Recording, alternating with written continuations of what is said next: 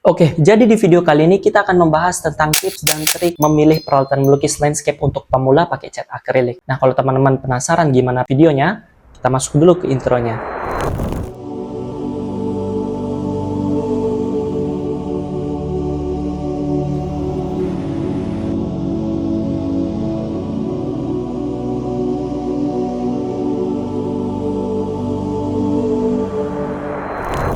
Halo teman-teman semua, selamat datang di channel Farisian Arazi, di mana di channel ini kita akan membahas seputar traveling dan melukis pemandangan alam, terutama pakai cat akrilik.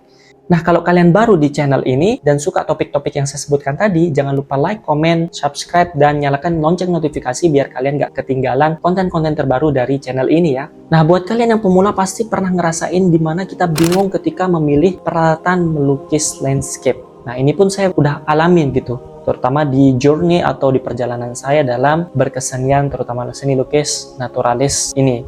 Nah, kalau teman-teman ngalamin hal yang sama, video ini cocok banget buat kalian. Entah itu kalian ibu rumah tangga, mahasiswa, pelajar, ataupun orang tua yang pengen berkarya di masa tua, ini cocok banget buat kalian simak videonya sampai habis. So, tanpa berlama-lama lagi, langsung aja kita masuk ke pembahasannya. Nah, tips yang pertama yaitu pilih cat yang tepat. Nah, di video kali ini saya sarankan teman-teman untuk beli cat akrilik. Nah, kenapa saya sarankan cat akrilik? Sebenarnya ada beberapa faktor. Yang pertama, catnya itu gampang ditemuin di toko alat tulis terdekat. Nah, kalaupun di tempat kalian itu nggak ketemu cat akrilik, teman-teman bisa beli di toko online seperti Shopee, Tokopedia, dan seterusnya. Nah, yang kedua yaitu warna-warnanya itu tajam. Nah, teman-teman bisa lihat lukisan yang ada di belakang saya itu mostly itu pakai cat akrilik dan nggak ada pakai cat lain ya. Dan juga warnanya itu lebih kontras. Nah, yang ketiga yaitu cat akrilik itu lebih fleksibel dan bisa diaplikasikan di berbagai media. Entah itu kertas watercolor gitu ya, kemudian bisa di triplex, kemudian bisa di karton, terutama di kanvas ya.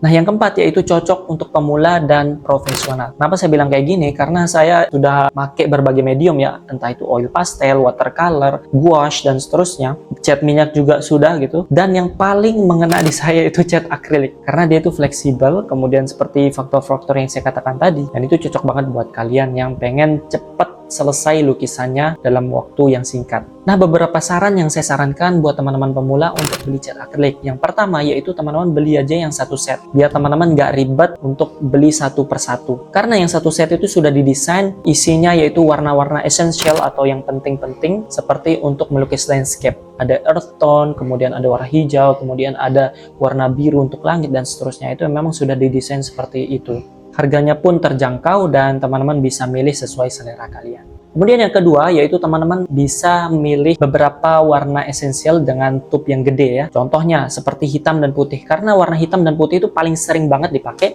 Jadi aku saranin teman-teman untuk beli cat putih dan cat hitam itu dengan tube yang gede kayak gini. Yang ketiga, dengan satu set cat akrilik tadi, teman-teman bisa mencampur berbagai macam warna dan kalian bisa nge-challenge diri kalian untuk mendapatkan warna-warna tertentu. Dengan cara seperti ini, kalian akan mengasah skill pencampuran warna kalian. Karena ketika kita belajar melukis, tapi kita nggak mengalami sendiri proses kreatif itu hanya nonton teori aja, kita akan sulit untuk beradaptasi dengan warna-warna atau objek estetik yang ada di sekitar kita. Nah, yang kedua yaitu pemilihan kuas. Nah, kenapa kuas ini penting? Karena dengan kuas ini kita bisa menciptakan berbagai macam tekstur di dalam lukisan landscape kita ke depannya. Nah, untuk yang pemula, teman-teman bisa beli kuas yang satu set aja, biar kalian nggak ribet. Seperti pemilihan cat tadi, saya sarankan yang satu set aja, karena itu memang didesain untuk biar teman-teman langsung bisa ngelukis tanpa bingung untuk memilih peralatan melukis lainnya. Di video kali ini, aku nyaranin beberapa jenis kuas untuk teman-teman pemula yang essential alias yang paling sering saya gunakan, yang paling penting bagi saya pribadi. Nah, yang pertama, teman-teman bisa lihat, ini namanya kuas flat. Ujungnya itu flat atau datar kayak gini, yang mana ini bertujuan untuk ngeblok warna-warna seperti background atau objek-objek ya dengan space yang gede dan seterusnya. Nah, ini penting banget, harus ada di list kuas melukis kalian gitu ya. Kemudian ada kuas round, teman-teman bisa lihat. Nah, kuas round ini cocok banget buat ngelukis objek-objek yang berukuran sedang. Contohnya seperti air terjun misalkan ya, kemudian dedaunan pepohonan, batang pepohonan, dan seterusnya. Intinya yang objek nggak terlalu besar. Kemudian yang ketiga, yaitu kuas round ukuran kecil. yang ujungnya lancip kayak gini, ini tuh bertujuan untuk melukis objek-objek yang lebih kecil atau lebih detail. Contohnya seperti bebatuan, kemudian rerumputan juga bisa, kemudian detail-detail kecil lainnya seperti highlight dedaunan dan seterusnya. Itu kita bisa pakai kuas round ukuran kecil di sini. Ini contohnya saya ambil ukuran 000. Dan yang terakhir yaitu kuas liner. Kuas liner ini bertujuan untuk melukis garis ya, seperti namanya liner, yaitu bisa menciptakan tekstur garis yang rapih. Nah, contohnya yaitu seperti ini. Karakteristiknya yaitu ujung kuasnya itu panjang kayak gini ya, teman-teman bisa lihat. Nah, kuas ini tuh bisa kita pakai untuk melukis rumputan ya. Kemudian batang pohon atau ranting-ranting pohon yang kecil itu kita bisa banget pakai ini. Nah, itu dia ada 4 jenis kuas yang esensial atau penting bagi saya pribadi. Nah, ini teman-teman bisa catat dan teman-teman bisa beli gitu ya, sesuai dengan budget kalian. Tapi yang saya sarankan yaitu teman-teman bisa beli satu set kuasnya aja biar teman-teman nggak ribet untuk nyari ke depannya. Yang ketiga yaitu tips memilih kanvas. Nah, tips memilih kanvas ini untuk pemula saya sarankan jangan langsung membeli kanvas yang gede. Karena sebagai pemula kita perlu yang namanya adaptasi atau mempelajari media lukis yang kita hendak pakai. Nah, memang cat akrilik itu memang paling cocok yaitu pakai kanvas, bukan kertas dan lain sebagainya. Tapi saya sarankan untuk teman-teman yang pemula, kalian bisa beli kertas cat air aja atau cat watercolor gitu, biar kalian bisa beradaptasi dengan bagaimana sih karakteristik dari cat akrilik itu sendiri. Selain kertas watercolor, teman-teman bisa beli yang namanya acrylic pad. Jadi acrylic pad ini adalah kertas yang didesain untuk cat akrilik, yang memang dia itu kertasnya kayak licin gitu, dan itu memang cocok banget buat cat akrilik, dan saya pun sudah pakai dan hasilnya lumayan bagus. Nah, ini penting banget biar teman-teman enggak langsung lompat ke media lukis yang gede gitu ya, karena sayang banget ketika media lukis yang gede kayak gini teman-teman langsung pakai untuk melukis di percobaan pertama, karena percobaan pertama itu pasti kurang bagus ya, karena nggak ada orang yang langsung bisa langsung jago di awal. Oleh karena itu saya sarankan teman-teman untuk membeli media lukis yang simple untuk ngetes atau belajar biar kalian bisa beradaptasi dengan medium lukisnya seperti cat akrilik.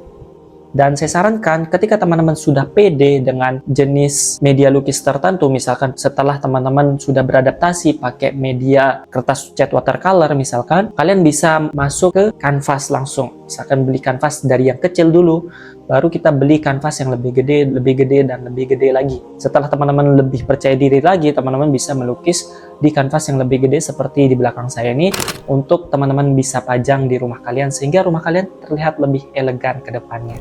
Nah, yang keempat yaitu saya sarankan teman-teman beli palet lukis yang datar kayak gini. Nah, kenapa datar kayak gini? Karena ini lebih ngemudahin kita untuk ngebersihin palet lukis ke depannya. Daripada teman-teman beli yang ada lekukannya itu memang kelihatannya lebih terorganisir warna yang kita tuang. Tapi kenyataannya ketika kita pengen ngebersihin palet lukisnya itu bakalan kesulitan karena cat-catnya itu masuk ke bagian lekuk-lekukannya, dan ini sulit banget untuk dibersihkan berdasarkan pengalaman saya pribadi. Nah, yang kelima yaitu teman-teman bisa beli tisu atau lap atau kain kanebo ya untuk membersihkan motor atau mobil gitu. Nah, kenapa ini penting? Karena ini tujuannya untuk membersihkan residu cat yang menempel di kuas kita setelah kita bersihkan pakai air. Nah, ini penting banget apalagi kalau teman-teman pakai kanebo, karena kanebo itu bisa lebih menyerap air ya. Nah, yang keenam yaitu teman-teman bisa siapkan kobokan air kayak gini. Dan saya sarankan teman-teman nggak usah beli ya, teman-teman bisa pakai bagian bawah botol yang gede gitu, yang 1,5 liter itu teman-teman bisa potongin kayak gini biar jadi kayak gelas gitu. Atau teman-teman mungkin punya gelas kaca yang nggak kepake itu teman-teman bisa pakai. Tujuannya untuk menaruh air biar kita bisa mencairkan cat akriliknya, biar nggak terlalu kering dan tekstur cat akriliknya itu biar lebih enak aja di blendingnya dengan berbagai warna ke depannya. Nah, yang ketujuh yaitu kalian bisa siapkan pisau palet kayak gini. Nah, mungkin kalian bertanya-tanya gitu ya, fungsinya apa sih gitu.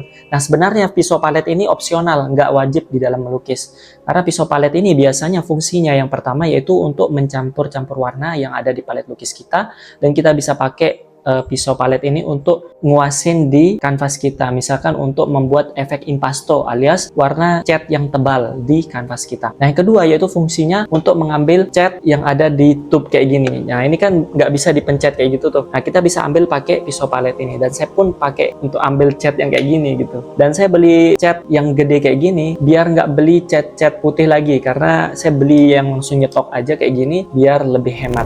Nah, jadi itu dia beberapa tips dan trik memilih peralatan melukis landscape untuk pemula. Nah, kalau kalian mau list peralatan melukis landscape-nya di Shopee, saya sudah buatkan e-booknya secara gratis, langsung cek aja di kolom deskripsi ya. Nah, kalau kalian punya tips lain atau pertanyaan, silahkan langsung aja tulis di kolom komentar. Jangan lupa like, komen, subscribe, dan nyalakan lonceng notifikasi YouTube saya, biar teman-teman nggak ketinggalan info terupdate dari konten-konten serupa lainnya. So, itu dia untuk video kali ini, and see you in the next video. Bye-bye.